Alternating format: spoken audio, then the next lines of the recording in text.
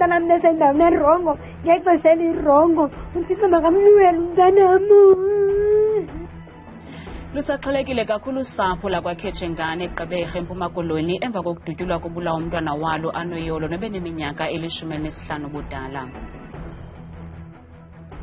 It's important for you to be visible and take care of the lives of people of Gauteng together with their property. Abahlali eGauteng bakhale kumphathiswa amapolisa uNjengele Bhekicele kuba abakhusele kulwaphulo mthetho noluqatseleyo kwindawo abahlala kuzo. Côte d'Ivoire is ready. We are fully ready. We are ready. The Afcon is called the Afcon Aquaba. The Afcon hospitality to Côte d'Ivoire. Unozakuzaku welizwe lase-Ivory Coast nozinze kweli uthi ilizwe lakhe liliqulela ligangatho kulungiselela indebe ye-Afcon eza kubanjwa kule nyanga izayo kweli yalizwe.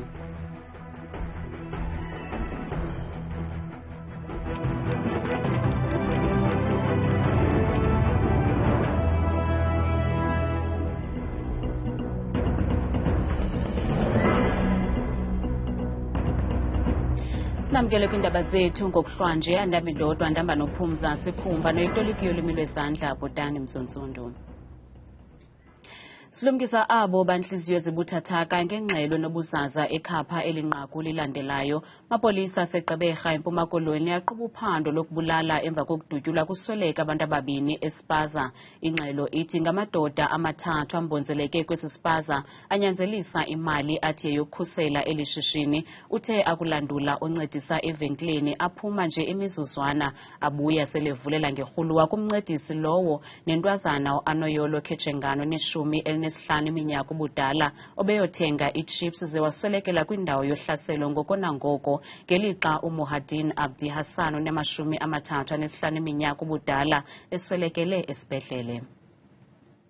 Umzimba kaAnoyolo Ketshengane ufunyenwe udunduluze phezu kwechibi legazi ngaphakathi kule venkile ugagane nokufa ngethuba ezokuthenga ipakethi yechips. Umakhulu wakhe uthi lo mntwana ucele imali yokuthenga ipakethi yechips nje phambi kokuba yena esaluni. Mna ndiphume apha endlini noAnoyolo siyokwenza intloko mna. Anoyolo athi kumakhulu thela ichips singene kapha evenkileni.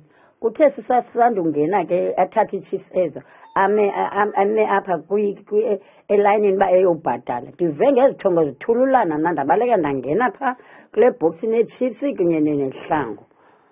Ndalindela uba makude kuthi cwaka izithongo ezi zitshoyo. Ndathi kokuthi cwaka ndaphuma. Xa ndiphumayo phaa kulaa ndawo ndingene kuyo nanku umntana uleli phaa. Umakhulu Nomfusi wongeze ngelithi umama kaAnoyolo kunye nosapho lonke esi siganeko sidale isilonda esingasayi kuze siphole. Ndaqonda heyi mani lo mntana seyivile le nto uthi kufika umntana nomncinci wathi nanku anudutyulwe phaa. Ndaqonda mandibuyele back mna phaya ndinganoshiya umntanam uyedwa phaa ndama amapolisa afike ndimile ke phaa. Umama kaAnoyolo uthi kuvakala ngathi usephuphe nelibi njengoko ukusweleka komntwana wakhe kumshiya engenathemba ebomini. Umntanam nesendaweni erongo ngexesha elirongo uThixo makamlwele umntanam. Uceba wewadi uthi uluntu lusabambo ngezantsi kwaye kufuneka ungenelelo olukhawulezileyo kwizenzo zolwaphulo mthetho. Singo-councillor, we need to sit down as soon as possible so that singene door to door kwezi ndawo because bayaziwa abafana. It's not that ngabantu bangaziwa unknown. We need to go to them and talk with the general baze namapolisa nobhekicele including so that le barbarian yenzekileyo pha ingaphinde yenzeke. They didn't take anything and left in an unknown white VW Polo. The teenager's grandmother, who was also in the shop, escaped any injury. A case of murder with 2 counts as well as an attempted murder is being investigated. Isithethe amapolisa eMpuma Koloni uColonel Priscilla Naidu sithi uAnoyolo usweleke ngenxa yenxeba lembumbulu entloko ngelixa uAbdi Hassan umphefumlo uhlukene nenyama esibhedlele. Usapho lusalindele iziphumo zotyando lwesidumbu phambi kokubhengeza usuku lokuyingcwaba intombi yalo ibisajonge elikhulu ebomini. Kwiindaba zethu kuChannel 163 ndingusipho sethu boy ndiseGqeberha. Inkundla kamantya yase-Alexander eGauteng ithi otyholwa ngokubulala itishalakazi uBafana Mahungela wayekhona kwindawo wahlaselelwa kuyo umfi uKirsten Clates ngo-Okthobha walo nyaka. OkaMahungela ubephekwe sophulwa ngemibuzo ngethuba kumanyelwe isicelo sebheyile namhlanje. Uphikile ukuba wayekhona kwindawo yexhwayela kodwa uvumile ukuba wamkhulula iimpahla zakhe umfi ze wahamba nazo. Ukanti utata ummangalelwa kangakwazi ukuzibamba wacela kule yabantwana ngethuba kuqoshelisa usuku lwanamhlanje. Ephendula imibuzo ngethuba leengxoxo zesicelo sebheyile, uBafana Mahungela uphike wema ngomlenze omnye ukuba ubungqina bophando bubonakalisa ukuba wayekhona kwindawo apho wawudunduluze khona umzimba kaKirsten Clates. The state is in possession of an affidavit from private investigator. Is in possession of an affidavit from the investigating officer. And both of them are informing the state that you were at the scene of crime. No, I doubt, because on my iPhone there's the time of the pictures. Like the picture when I took the menu, there's time. Ukwaphikile nokuba ihempe yakhe yayinamaqabaza egazi. Your t-shirt had blood.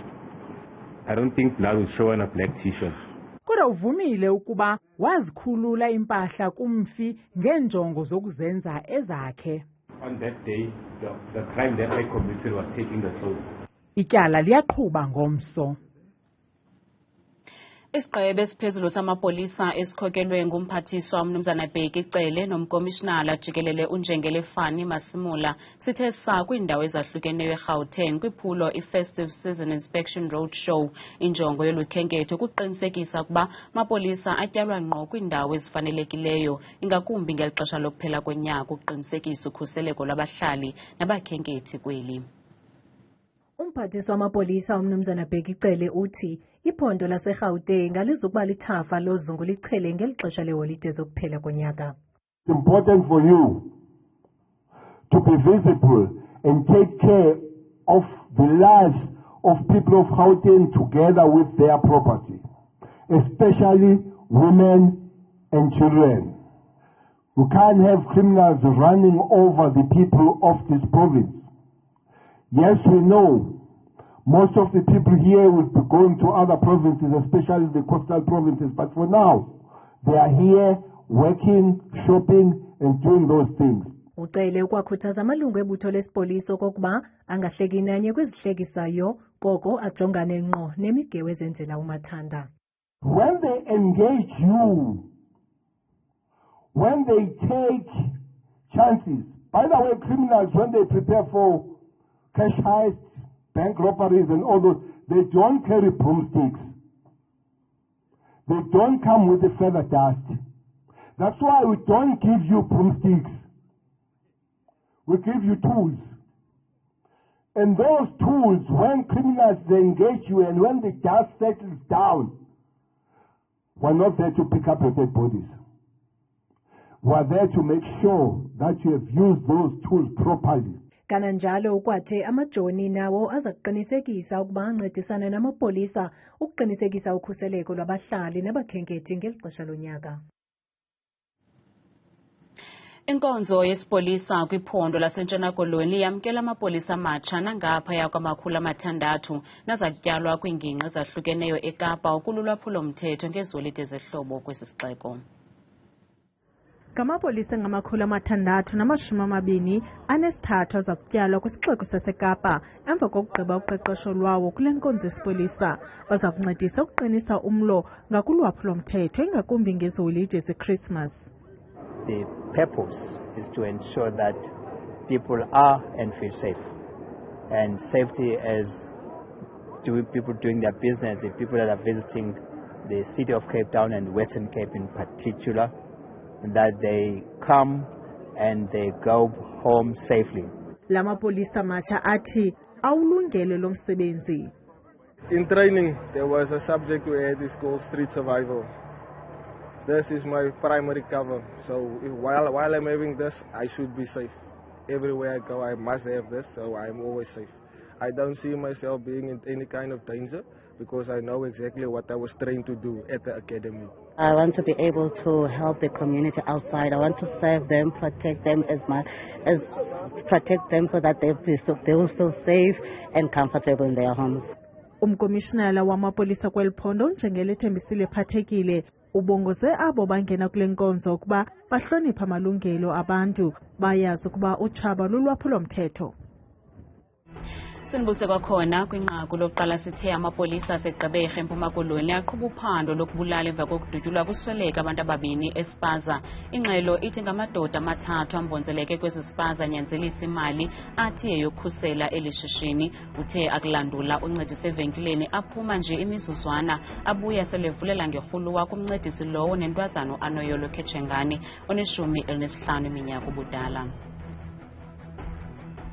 Kanti abantu baphefumle ngesi siganeko sokudutyulwa kubulawe u-Anoyolo Ketshengani eGqeberha eMpuma Koloni.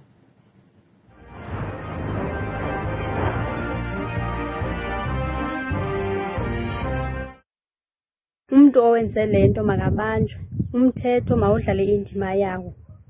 Akho umuntu onosuka adutyulwe nje kungabanjwanga. Sesazi kubuhlungu awusiva abantu bebulewe bezizamela. Bangaba amapolisa nabahlali bangamanyana, amapolisa bangavani nezizikole kale mali, ingaphela tu lento. Sengathi umoya womntwana ungalala ngokuphumula. Siyabongoza ke urhulumente uba angathi ngawukhupha amapolisa bemaninzi nasezindaweni ezisemakhaya kungabi sezindaweni ezisemadolophini kuphela. Uyadela wena wathatha unembeza wabantu.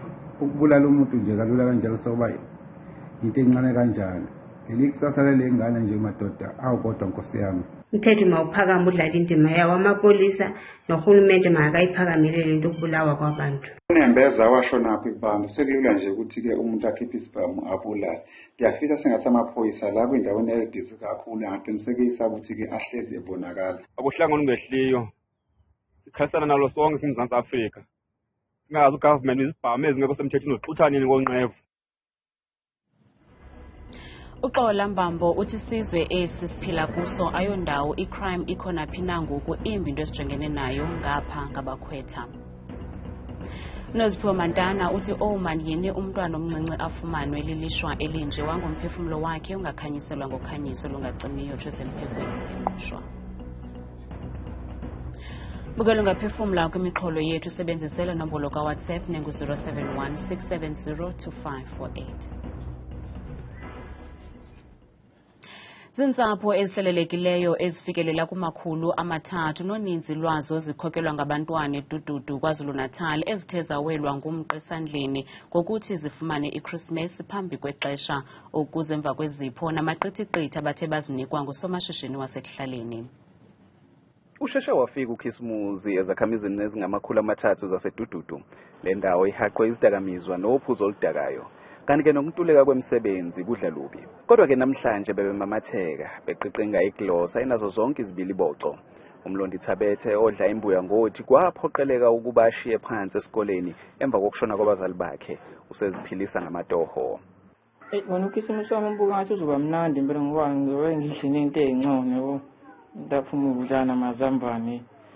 uPamela Zwane oneminyaka engama-22 uvele wasikhihla exoxa ngosizi lwakhe. Uthi inzima impilo kuyena nomne wabo. Kubuhlungu because kubuya izithombe ukuthi asiphelele. Khisimusi awufani, asibi nawo nje awubi muhle. Ngijabule kakhulu ngekusafana neminye iminyaka soba nawo nathi njengabantu bonke. Umsamariya olungileyo ngusomabhizinisi endaweni uthi ke selokwathi inhlo yiphupho abenalo ukusiza abantu layo. Ngikhulele la kuke kungiphathise kabuhlungu ke mangabe sekukhisimusi kufika abantu ekhaya aba-over 100 bethi bazodla ukhisimusi ekhaya. Ngase ke ngithatha initiative yokuthi ngicela ukusebenzisana nobuholi bendawo, inkosi khona la, ikhansela ngenhlanhla ikhansela liphinde libe umeya wendawo. Ngacela ke ngoba sikhulele sonke ukuthi bafowethu ake ningibizele abantu enibabonayo ukuthi baxakekile ke ngeke i-foundation iqale basize, kodwa ke akugona ukudla kuphela, ngibasiza nangokufunda, khona ngibayise e-university, kukhona engibafake ebholeni, ngabasiza bathola italente, bakhona endaweni abavela ku-TV. Uphakathi uphinde wahlaba ikhwelo kulabo abadla izambane likapondo ukuba ke bafake isandla ukulekelela labo abadla imbuya ngothi. Ezindabeni zethu ku-Channel 163 olethelwa iNewsroom Africa ngingundando mnyandu edududu eningizimu yeKwaZulu-Natali. Izixeko ekurhuleni nesaseGauteng kwiphondo eGauteng zithasemendweni amalungiselelo okuvala imingxunya enobungozi ekwimigaqo exakekileyo kwezi zixeko. OseBoksburg ekurhuleni wavuleka ngethuba kudubula irhasi ebutsheni balo nyaka ngelixa indlela yavalwa kwiminyaka emihlanu egqithileyo kwisixeko saseGauteng ngenxa yokuqhekeka kwendlela. Kanti neerobots zonakele, nto leyo abahlala bathi ibeka ubomi babo esichengeni, ingakumbi abahambi ngeenyawo. Umgaqo u-R21 osingise kwisikhululo senqwelomoya samazwe ngamazwe i-OR Tambo wavalwa kwizithuthi ngenxa yemingxunya emibini exhake umgaqo ebunzulu bungabonakaliyo ukuba buphela phi. Abahambi ngeenyawo bathi banqumla kulo mgaqo besexhaleni lokuba le ndlela ingafadalala nangawuphi umzuzu. Cela ukuthi government ilungise le ndawo ngokuthi siyasaba ngokuthi masindlula la singawela. Imingqandandana nje abantu abanqumlayo ngeli thuba leholide, kodwa baninzi abantu abahamba apha ngexesha likaxakeka quka nabantwana besikolo. Uyabona ngoku kuba ngathi kuthulile because isikolo zivaliwe, but look at the impact yesikolo, look at abantu abasebenzayo abaye airport, abaye emsebenzini, abaye ePitori, abasuka from Fosterus, abuya from Don Park, abafanele bathathe indlela. Fanele badiverting ngoku nendlela enjonga ngapha efanele basuke bangene kuyo ezahlanganisa itraffic ebuya from eGimiston Elsberg. You take about 2 hours just to go to Eastern Mall. Into engakuthatha about 10-15 minutes. Kanti nasekungeneni eGauteng indlela ineentanda zeyavalwa kule minyaka mihlanu igqithileyo. Zozibini ezi zixeko zityhola ozamazama ngokonakala kwale migaqo, zatsho zisithi ziyayiqwalasela le meko. The sinkhole developed due to illegal mining, burrowing underneath the road, which caused the road to collapse and, obviously the sinkhole to develop. Replace it continuously is a huge cost to the JRA.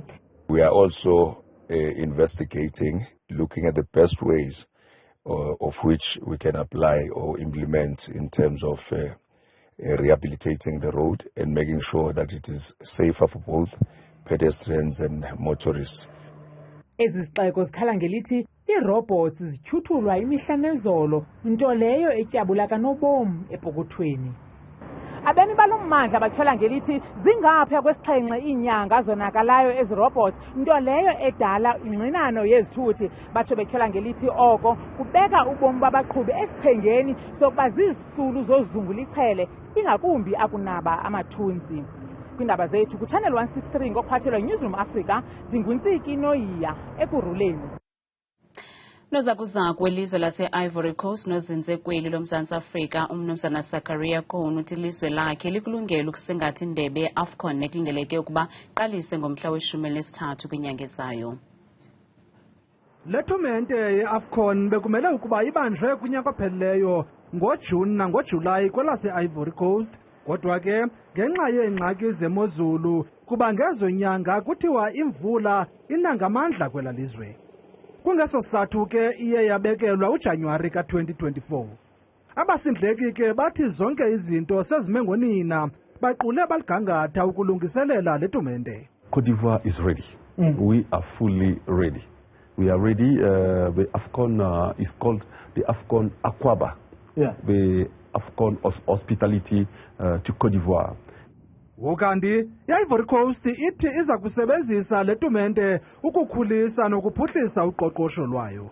It's a very important platform where Africans are going to discover what Cote d'Ivoire offers in terms of hospitality, in terms of infrastructure, and in terms of beauty. And I think, many people are going to be pleasantly surprised by what we offer. Kanti uThabile Makhaphela selengqangile nemozulu.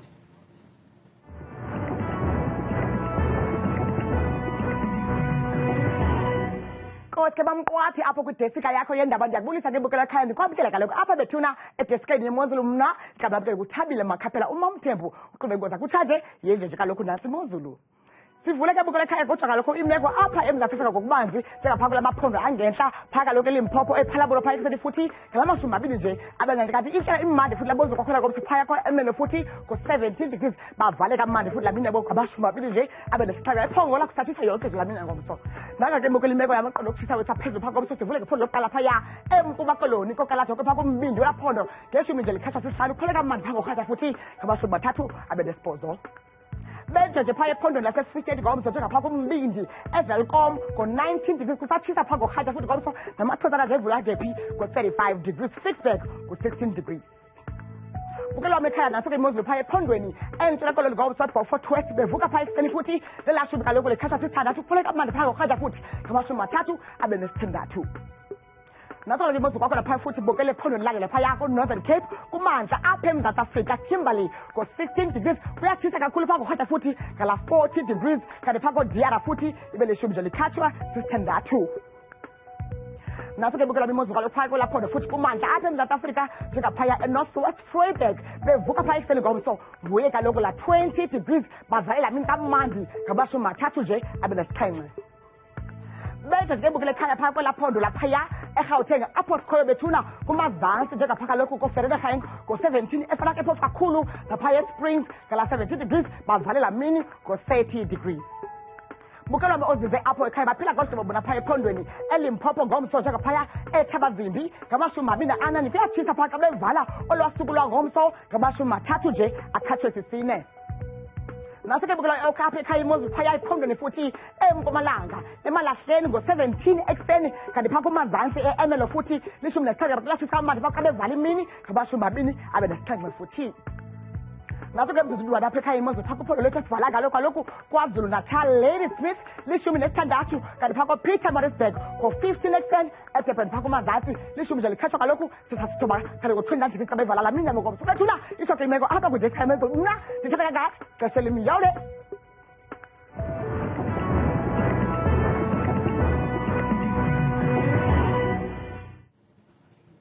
kamnandi mawethu